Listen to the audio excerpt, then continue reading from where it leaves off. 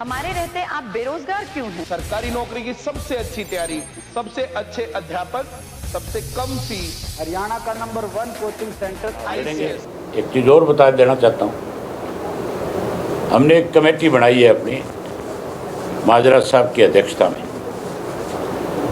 जो सारे राजनीतिक दल जो इंडिया गठबंधन के सहयोगी रहे, उन सब के हमारे हरियाणा में पदाधिकारी हैं। कम्युनिस्ट के भी हैं, CPM CPI के, NCP के, समाजवादी पार्टी के, लालू की पार्टी के, शिवसेना के, सबके पार्टी के पदाधिकारी हैं। कांग्रेस ने कह दिया कि हम अकेले लड़ेंगे, उनका इंडिया गठबंधन से कोई संबंध नहीं है। इंडिया गठबंधन की शुरुआत हमने करी थी, हम हरियाणा में इंडिया का गठबंधन फिर बना रहे हैं। हम उनसे बात करेंगे, उनको सबको अपने साथ जोड़ेंगे और भाजपा और कांग्रेस को दूर करने के लिए उन सबसे सहयोग लेंगे और उनको राजनीतिक पहचान देंगे सबको। पहले हम स्टेट के लेवल पे सब साथियों से बातचीत करेंगे और फिर स्टेट के बाद नेशनल के स्तर पे भी जरूरत पड़ी तो मैं और माजरा साहब सभी हम सब नेताओं के पास जाएंगे। मेरी सबके साथ अच्छे संबंध है, हमने अनेकों बार उनको निमंत्रण दिया, जब जब बुलाया वो आए, उन्होंने हरियाणा की जनता को संबोधित किया। आगे भी मुझे पूरा भरोसा है कि वो हमारे साथ मिलेंगे और हम बहुत बड़ी एक ऐसी संघर्ष समिति बना करके लड़ाई लड़ेंगे कि 3 महीने में तहलका मचेगा। राज्यसभा की एक सीट खाली चुनाव हो रहा है, जो गठबंधन बनना उसकी झलक दिख जाएगी। भूपेंद्र सिंह हुड्डा जो है भाजपा की मदद में लगा हुआ है। कांग्रेस सबसे बड़ी पार्टी है, हुड्डा कहता है हम चुनाव नहीं लड़ेंगे। वो कहता है कि जो 16 MLA दूसरे हैं, 3 इंडिपेंडेंट, एक मैं हो गया, 10 जजपा के हो गए, अब 2 और कौन से गिनता है पता नहीं मुझे। वो या उसकी मानसिक संतुलन ठीक नहीं होगा, गिनती ठीक से आती नहीं होगी। वो कहता है कि वो अपना कैंडिडेट बना करके लेकर के आए, हम उसकी मदद कर देंगे। सबसे बड़ी पार्टी तुम्हारी है, तुम अपनी तरफ से किसी को उम्मीदवार बनाओ और हमारे से सहयोग मांगो। अगर हम आपका सहयोग ना करें फिर तो आप ये कह सकते हैं हम किसी दूसरे की मदद में लगें। इससे साफ होता है कि भूपेंद्र सिंह हुड्डा भाजपा की मदद कर रहा है। ये सीट राज्यसभा की बीजेपी को देना चाहता है। एक तरफ कहता है कि भाजपा की सरकार अल्पमत में है, अविश्वास प्रस्ताव लाता है, तो फिर क्यों प्रस्ताव लाया और क्यों ये बात कहे भी अल्पमत में हो? ये क्यों नहीं कहता सीधा सीधा कि मैं भाजपा की मदद करना चाहता हूँ? अभी विधानसभा का सत्र आएगा अगस्त के अंदर, मैं उस सत्र के अंदर हुड्डा से ये बात विधानसभा में पूछूंगा। बाकी जगह पे तो मेरा आमना सामना कम होता है, वहाँ मुलाकात होगी, वहाँ जरूर ये बात पूछूंगा कि तू बता, पूरे प्रदेश के लोग जानना चाहते हैं, और विधानसभा में जो बात कही जाती है वो पूरा प्रदेश देखता है। फिर देखता हूँ क्या जवाब आता है। भारतीय जनता पार्टी ने विधानसभा चुनाव को लेकर आज एक केंद्रीय मंत्री भी है, रोहतक में एक सभा की है और उपचुनाव का सिंधुनाद किया है। उन्होंने ये बात कही है कि संविधान को और आरक्षण को बचाने का जो काम है सिर्फ और सिर्फ मोदी कर रहे हैं। मोदी की 241 सीट आना भाजपा की, केवल लोगों में डर था कि संविधान खत्म कर देंगे। मोदी जी को ये करने की जरूरत ही नहीं थी कि संविधान की किताब को लेकर के माथे के लगाता, चूमता, नाटक करता। क्या जरूरत है? देश का प्रधानमंत्री जो बनता है या इस देश का कोई भी नागरिक है, संविधान उसके लिए सबसे महत्वपूर्ण चीज़ है। संविधान से बड़ा कोई नहीं है, चाहे वो प्रधानमंत्री के पद पे चला जाए, चाहे वो राष्ट्रपति बन जाए।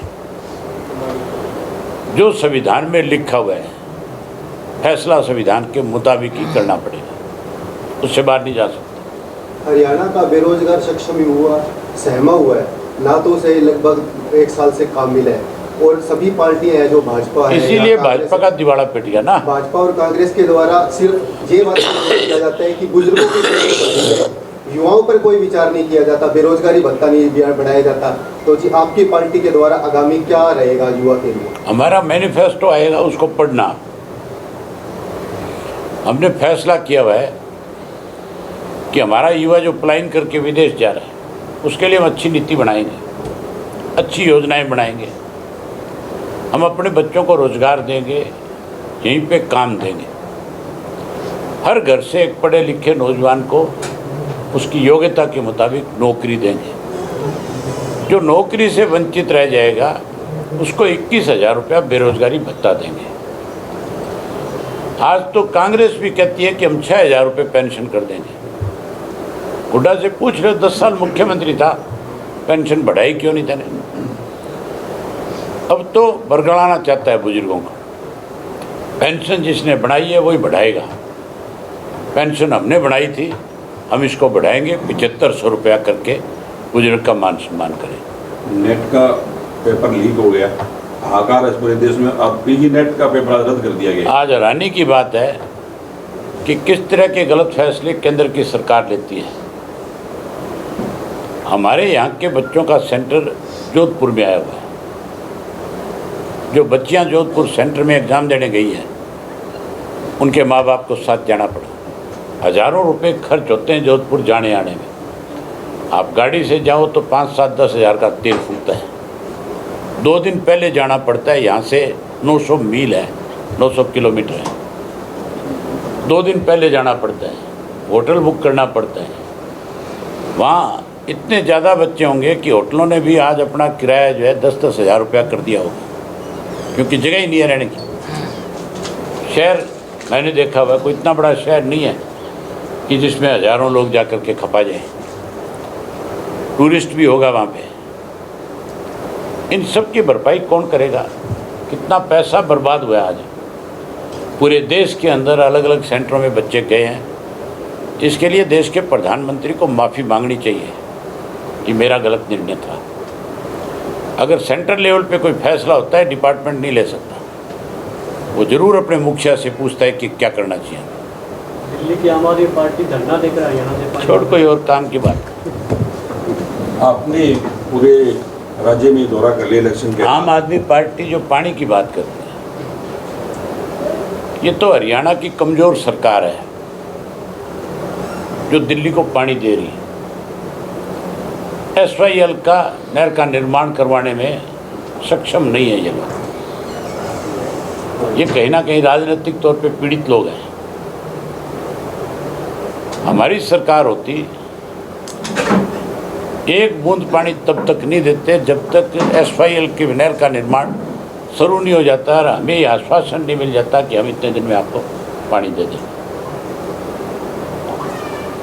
आप 35 लाख एकड़ फुट पानी हमारा रोक के बैठा है पंजाब की सरकार, आम आदमी पार्टी। और यहाँ अनशन करते हैं, कहते हैं हमें पानी दो। वो अनशन इस बात के लिए करे कि हरियाणा को उसके हिस्से का पानी पहले दो, ताकि हरियाणा हमें और ज़्यादा पानी दे। हम दिल्ली के नागरिक को प्यासा नहीं देखना चाहते, लेकिन दिल्ली की सरकार को ये सबक सिखाना चाहेंगे कि कितनी बड़ी तकलीफ़ होती है। हमारे कितने सालों से खेत वीरान पड़े, कितने सालों से वहाँ लोगों को पीने का पानी नहीं मिल रहा। इनको तो सिर्फ 1 महीने पीने का पानी नहीं मिला, उसमें त्राई करने लग गए। और हमारे यहाँ जो है सन 1966 के बाद अब तक बहुत सारे गांव ऐसे हैं जहाँ SYL का पानी जाना है, वाटर वर्क्स नहीं है, पीने का पानी नहीं है। कितनी तकलीफ हो उन लोगों को। हमारी सरकार हो तो हम ये भी करें कि उस ट्रीटी को लागू कब होना चाहिए था, तब से लेकर के अब तक जो ज़मीनें खाली रही हैं, हम तो उनका मुआवजा भी मांगेंगे केंद्र की सरकार से कि इनको मुआवजे के रूप में पैसा दो। इनकी ज़मीनें वीरानी रखने का केवल आपके गलत निर्णयों की वजह से। लोकसभा के चुनाव के बाद सभाएं पूरे प्रदेश में आज आपने कंप्लीट कर ली। अगला स्टेप इन लोगों का क्या रहेगा प्रदेश में? जल्दी हम हल्का स्तर के ऊपर इसकी शुरुआत कर देंगे और हल्के के स्तर के ऊपर ये कार्यक्रम करेंगे और उसके बाद फिर इसको जोन के स्तर पे भी ले जाएंगे। चुनाव से पहले एक एक गांव तक हमारा कार्यकर्ता पहुंच जाएगा। हरियाणा की पहली सीट का आपने आज ऐलान कर दिया कि आप पहले नहीं करी, इससे पहले हमने 4-5 सीटों की घोषणा कर रखी है। आपने भी आज कह दिया कि मैं इलाहाबाद से चुनाव लड़ूंगा। मैंने बता दिया आपको, हमने सबसे पहले ऐलान किया था, हमारे प्रधान जी ने यमुनानगर की और रादौर की सीट का। यमुनानगर से दिलबाग सिंह को चुनाव लड़ाएंगे और रादौर से श्याम सिंह राणा जी को लड़ाएंगे। उसके बाद अगली सीट का ऐलान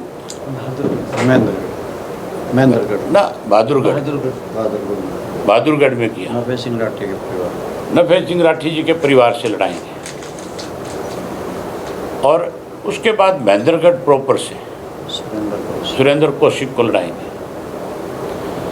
यहाँ लोगों में गलतफहमी चला रखी है, शोर मचाते हैं। पिछली बार भी मेरे खिलाफ प्रचार किया इन कांग्रेसियों ने, बीजेपी वालों ने। पिछली बार भी कहते थे रानिया से लड़ेंगे, अब की बार फिर उसी तरह की बातें इन्होंने शुरू कर रखी है।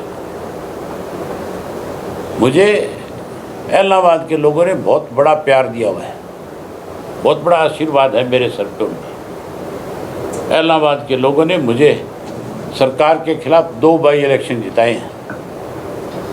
मैं इनका एहसान कभी नहीं भूल सकता, कभी नहीं उतार सकता। जब तक चुनाव लड़ूंगा इलाहाबाद से लड़ूंगा, किसी दूसरी जगह से नहीं लड़ूंगा। दूसरी जगह से चुनाव लड़ाने के लिए मुझे पार्टी ने कोई आदेश किया, उस पर विचार करूँ।